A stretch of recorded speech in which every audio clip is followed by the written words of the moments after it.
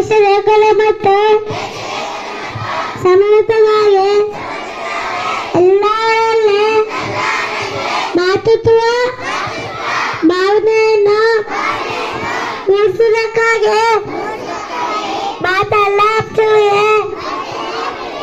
ಸಾಮಾಜಿಕ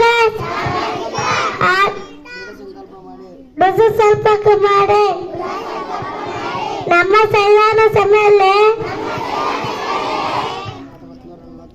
1949 ಶಿವಿಯ ನವೆಂಬರ್ ತಿಂಗಳ 26ರಿಂದ